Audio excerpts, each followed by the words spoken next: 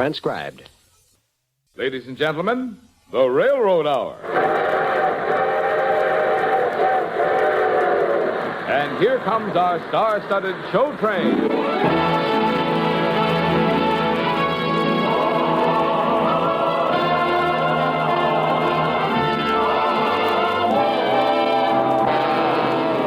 Tonight, the Association of American Railroads presents the great Sigmund Romberg operetta, The Desert Song, starring Gordon MacRae and his charming guest, Mimi Benzel. Our choir is under the direction of Norman Luboff, and the music is prepared and conducted by Carmen Dragon. Yes, tonight another great musical success is brought to you by the American Railroads, the same railroads that bring you most of the food you eat, the clothes you wear, the fuel you burn, and all the other things you use in your daily life. And now, here is our star, Gordon MacRae.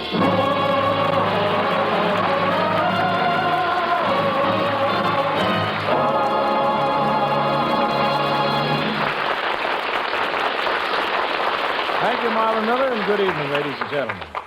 Tonight, we bring you one of the great romantic operettas of all time, The Desert Song.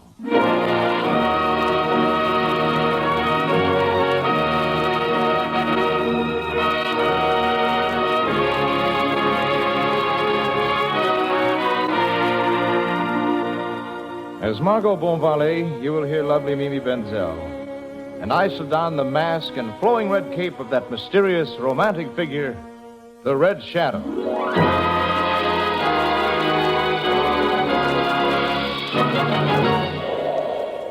Only as the desert breeze, I may wander where I please, yet I keep on longing just to rest a while. I remember the first time I saw the Red Shadow. I had come to Morocco as the guest of Governor Birabeau and his family. One day I was standing alone outside the fortress when suddenly a band of Riffs came galloping over the hill. Their leader wore a long red cloak and a mask, and no one who saw him ride by, singing as he rode, could ever forget him.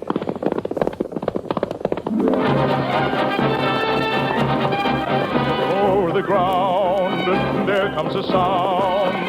It is the drum, drum, drum of hoofbeats in the sand. Quiver with fear, if you are near. It is the thunder of the shadow and his band. And all who plunder learn to understand the cry of home. So we sing as we are riding home. It's the time you'd best be hiding low. It means the Riffs are abroad. Go before you've bitten the sword. Oh, that's the sound that comes to warn you so. In the night or early morn, you know. If you're the Red Shadow's foe, the Riffs will strike with a blow that brings you woe. Oh, so we sing as we are riding home. It's the time you'd best be hiding low. It means the Riffs are abroad. Go before you've bitten the sword. Oh, that's the sound that comes to warn you so. In the night or early morn, you know. If you're the Red Shadow's foe, the Riffs will strike with a blow that brings you woe.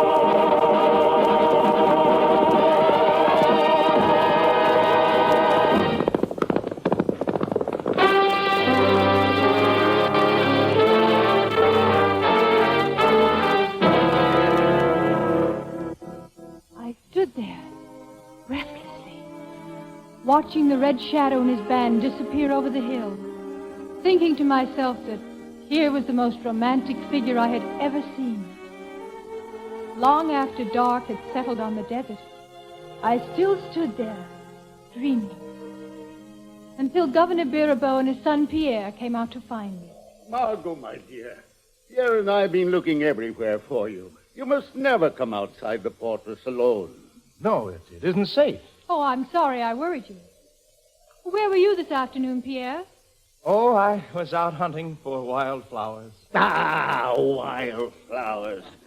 What sort of a son am I raising? Come, Margot, let's go back inside the gate.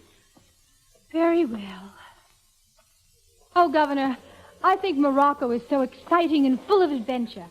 It must be the most romantic place in the world. Margot, I'm afraid your head's entirely too full of romance. You're right. It is. Romance, the playboy that is born each spring to teach a nightingale to sing a very pretty song. I love you. Romance, a legend of an old brocade, a prince who tells a country maid, I love you.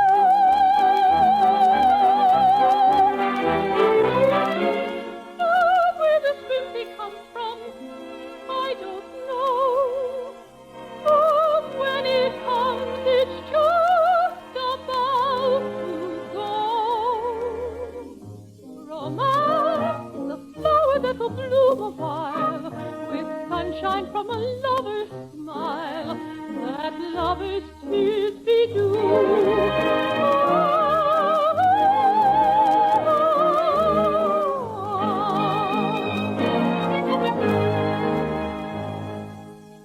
And so I dream of fair romance and let my soul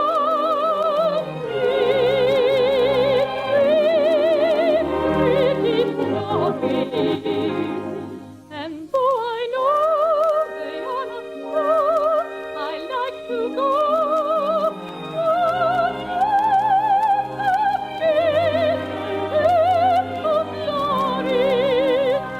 My princes come, but I make them, and they stay for the breath of I open my arms to enfold them, and they're gone like a breeze rushing by. Ah, this is a humdrum world, but when I dream I'm dancing. When life is gray, I have a way to keep it gay.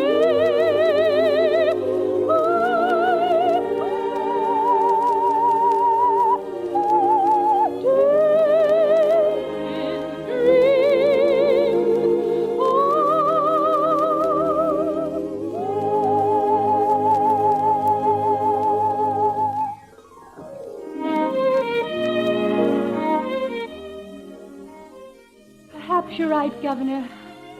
My head is too full of romance. Well, one warning, Margot.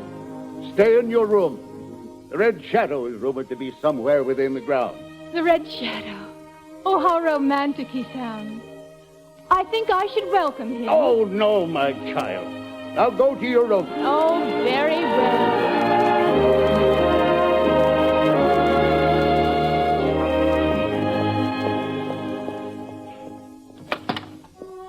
Good evening, mademoiselle.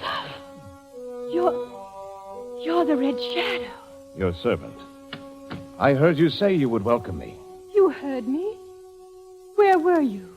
In the shadows. Come with me, tonight, into the desert. Come with me and you'll never want to return. You're very sure of yourself. Not of myself. But who can resist the magic of the desert? My desert is waiting, dear, come there with me. I'm longing to teach you love's sweet melody. I'll sing a dream song to you, painting a picture for two.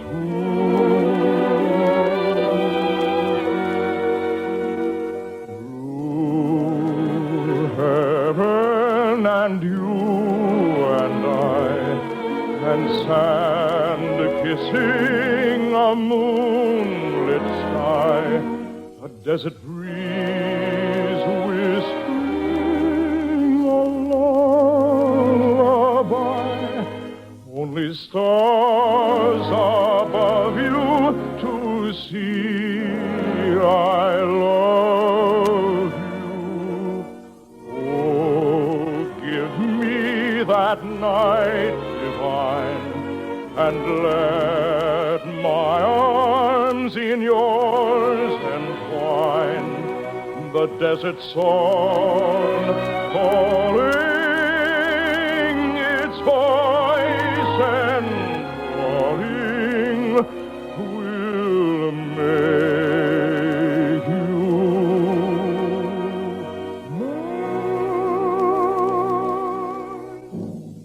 mine. Master, the horses are waiting just outside the gates as you ordered. Will you come with me, Margot? You know my name. I know your name, your dreams, and even perhaps your future. Come with me. Oh, it's impossible.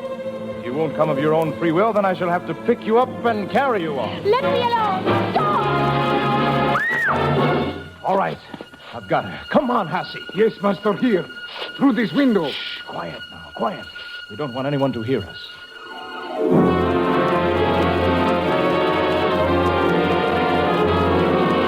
Through heaven and you and I, and sand kissing a moonlit sky, a desert breeze whispering a lullaby.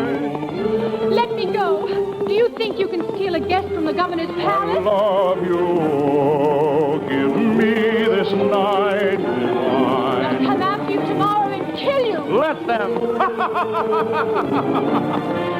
The desert song calling its voice and calling will make you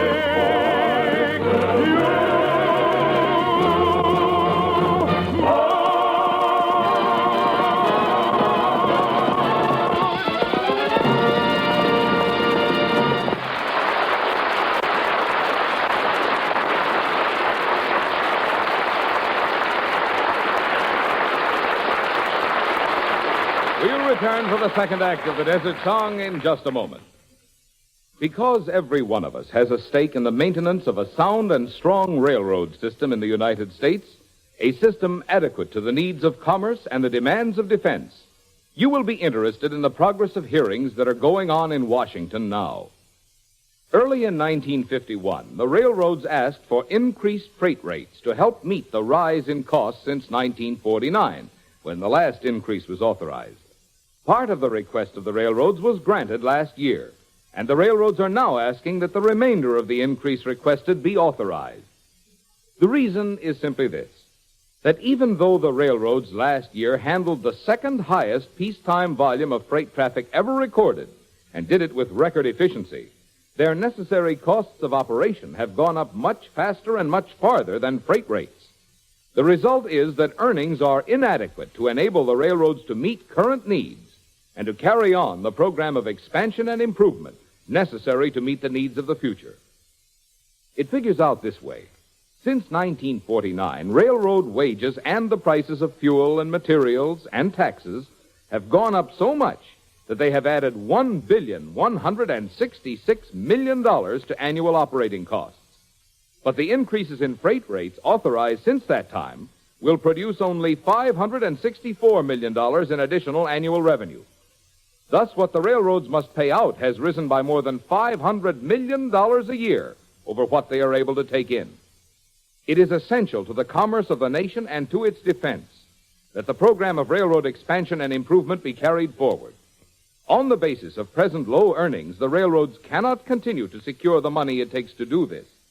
To make earnings to sustain the credit which the railroads must have to keep on with their vital program of building to meet transportation demands, freight rates must be based on current costs and adjusted to conditions. That's why the railroads have had to seek authority from the Interstate Commerce Commission for the remainder of the freight rate increase asked for in 1951.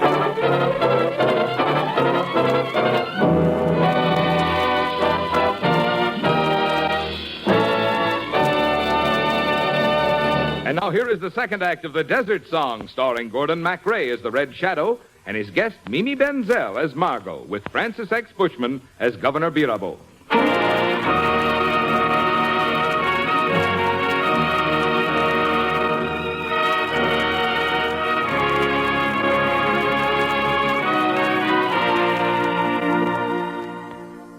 All night we rode across the desert.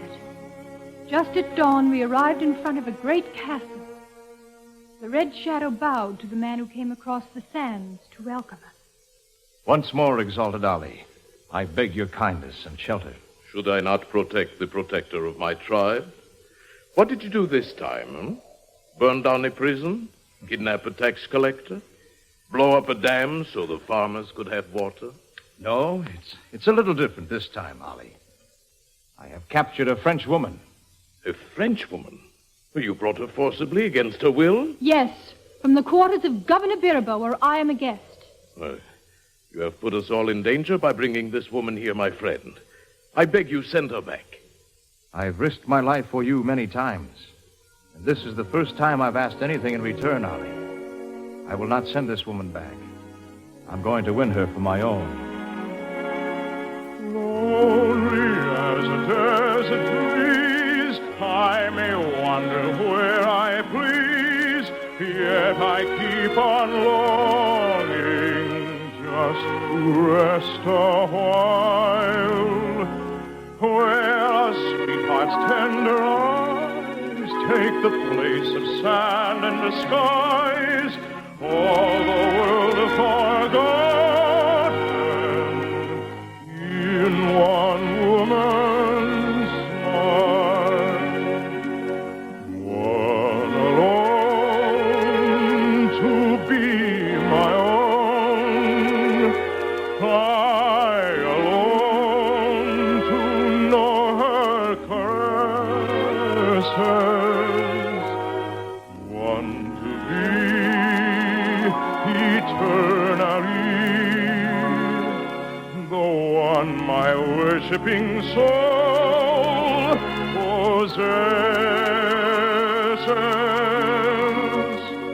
At her call I give my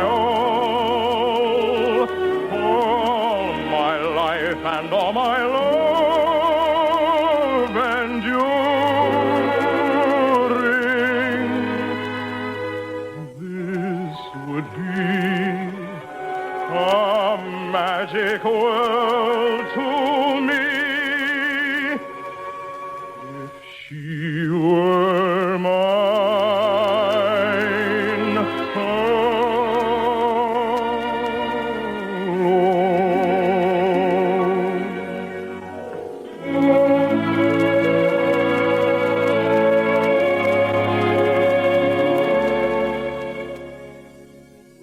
I was taken to a private apartment in Ali's palace. Slave girls dressed me in rich oriental attire. Then they led me to an outer room where the Red Shadow was waiting. Margot, Why did you bring me here? to teach you to love me. You're a bandit, an outlaw, an enemy of my people. Margot, when I came to Morocco 8 years ago, the French governor was abusing the Arabs. I could not reason with him. So I put on this red mask and cloak and rode into the hills to the palace of Ali Ben Ali. I said to him, give me 20 men who aren't afraid to risk their lives. And when the law is wrong, we will overturn the law. Are you speaking of Governor Birabeau? No, the former governor, General Fontaine. But Governor Birabeau came here for one purpose, to destroy the Red Shadow. I am willing to risk my life to win your love. That is impossible, monsieur. I am already in love with the governor's son, Pierre. Pierre! That weakling, that picker of flowers? All right. I'll send Pierre to you. Have you captured him, too? He's here. And if Pierre can win you, why, then I swear by all I hold sacred to send you back his bride. No. No. Wait. Let me think. Margot, you do love me. You must.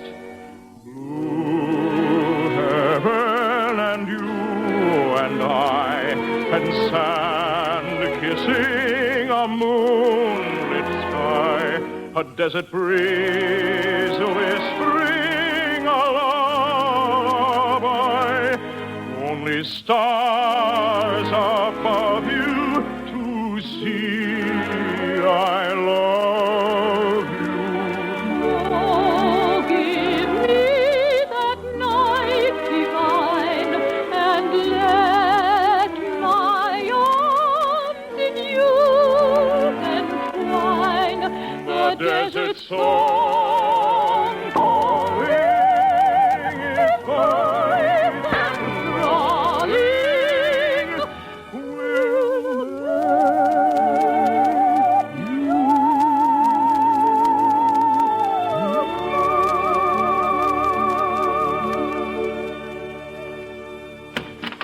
Margot! Birabo. Oh, thank heaven I found you. Are you all right? Yes. Yes, I am, Governor. Sir, Mr. Red Shadow, in my younger days, I was a good swordsman. The men have told me that if I can defeat you in single combat, then you will release Margot Bonvalet. Well, sir, I'm going to kill you, or you'll have to kill me. Oh, Governor Birabo, please don't do this. Step aside, Margot. Draw your sword, sir. Red Shadow, aren't you going to fight? You must fight. I surrender my sword. Well, it seems I've won an easy victory, but I can't call it a very proud one.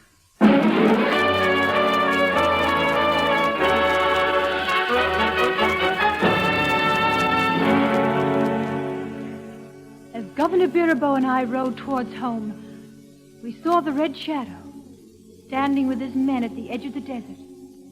And as we halted our horses, we could hear their voices quite plainly.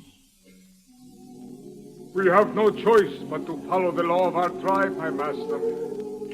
You have refused to fight, so you must be sent into the desert alone, without food, without arms. Your only weapon, this broken sword. It is the will of Allah. We turn our backs now to Mecca and pray as you start into the desert. May Allah go with thee.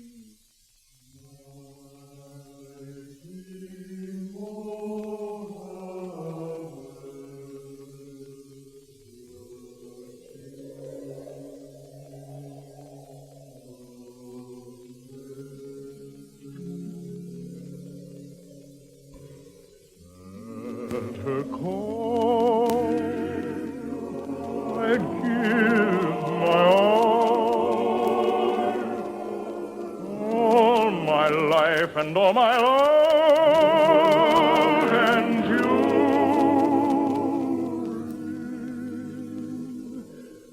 This would be a magic world to me. If she were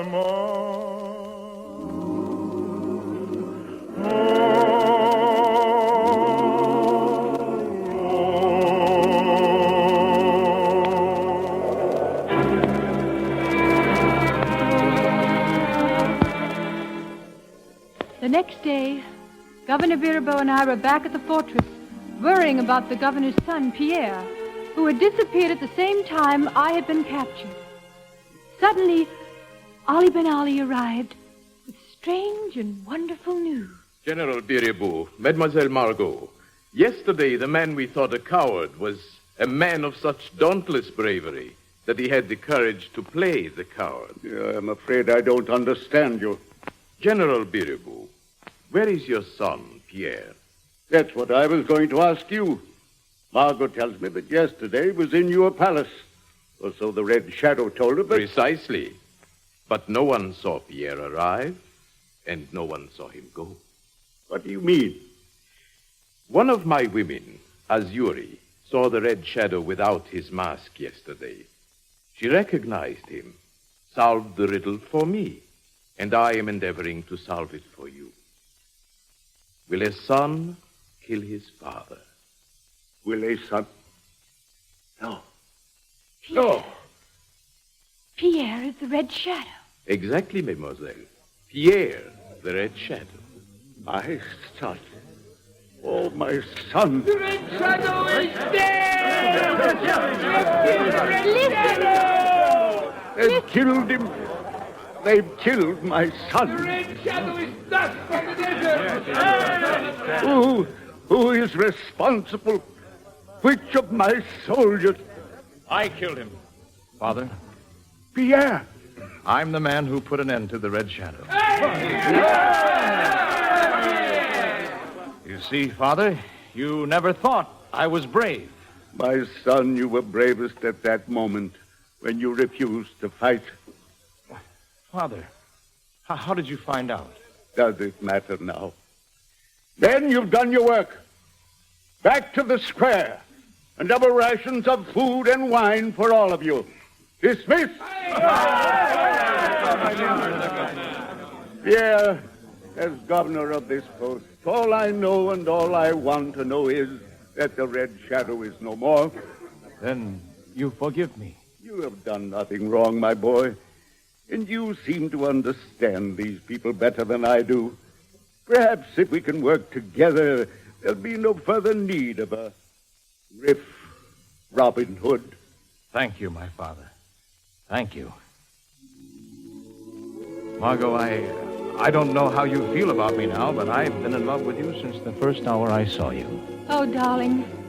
Now I know why I couldn't decide between Pierre and the Red Shadow. For I needed and loved both of them. This would be a magic world for me if she were mine.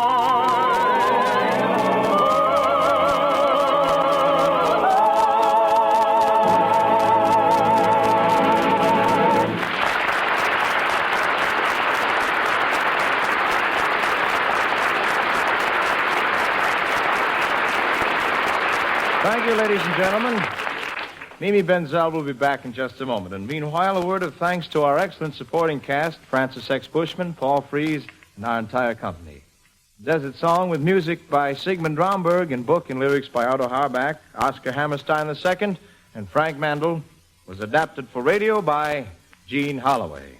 And now, here again is lovely Mimi Benzel.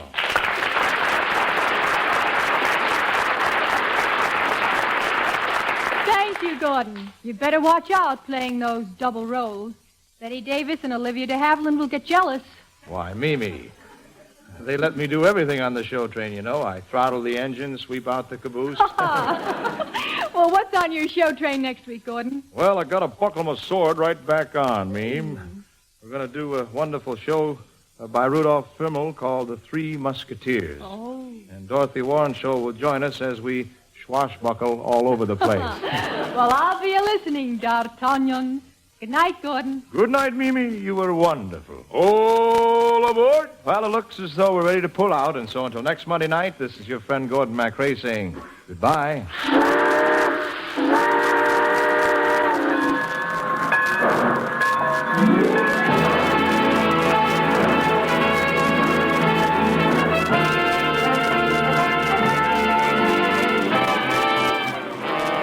The Desert Song was presented by arrangement with the Thames Whitmark Music Library. Gordon MacRae can be seen in Warner Brothers' Starlit. Our choir is under the direction of Norman Luboff, and our music is prepared and conducted by Carmen Dragon. This is Marvin Miller saying goodbye until next week for the American Railroads. Now keep tuned for your Monday night of music on NBC.